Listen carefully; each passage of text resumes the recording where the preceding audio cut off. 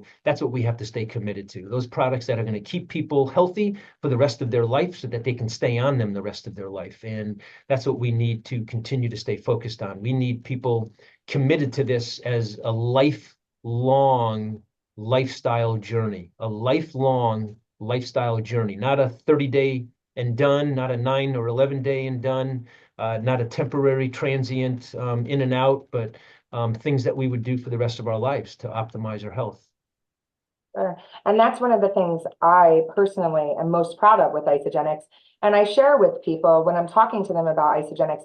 And one of the biggest thing that really sets us apart is our science and our research. And, we're not just putting products on a shelf and selling it. We're doing the science. We're, finding the best ingredients from around the globe, like you said. And it's the best of the best. That's what we've got with Isogenics. And I'm so grateful for that. Truly am. You As should someone be. that is deeply, sorry, go ahead. No, I was just going to say you should be. That's why I'm committed to the company as well for the same reasons. They have been doing it right for over 2 decades, and why would you want to go anywhere else? It doesn't make any sense to me why anyone would want to not be a part of Isogenics or leave if they have been, because Isogenics has been doing it the right way for over 2 decades. So yeah, everything you said was wonderful. Yeah, and there's not many companies out there that do it the way that we do it. So definitely something to be proud of, everybody. Dr. Paul, as someone that's deeply involved in research, what's one common myth about nutrition that you wish people would stop believing? Calories in equals calories out.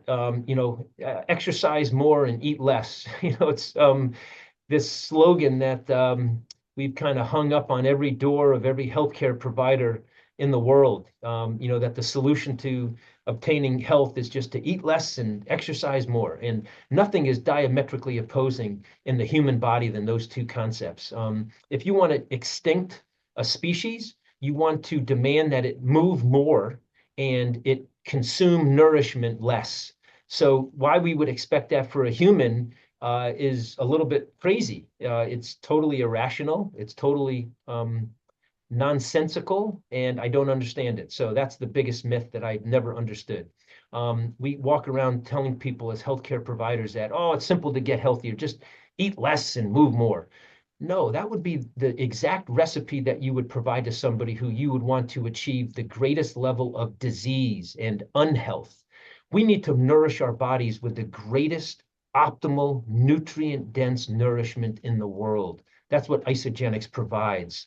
And you only want to move in the correct way. You want to be physically active, and you want to engage in appropriate types of movement experiences, not just endless, senseless, high levels of physical activity. That would not be healthy for anybody. No species in the history of their survival has ever lived like that. So yeah, that's what I bring with protein pacing and prize. It's my 38 years of very rigorous, sophisticated, peer-reviewed, high-impact human clinical trial research in those two areas. So I'm really excited to bring the protein pacing and prize at the highest level of engagement and execution by Isogenics because it's there to survive the test of time. It's focused on the quality of how we nourish our body with the food we eat and the movement we do, including things like mind-body experiences as well.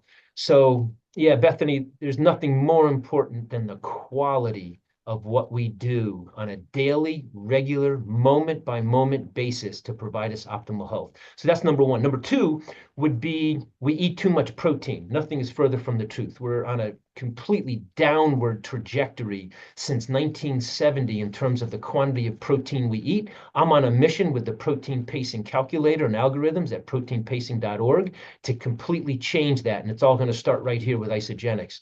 Number three would be whole food is all we need to obtain optimal health. That's just simply far-fetched misinformation. Our food supply is just not capable of providing us optimal nourishment right now because we've depleted the soil, we've inundated it with toxins at every level of water, air, and soil.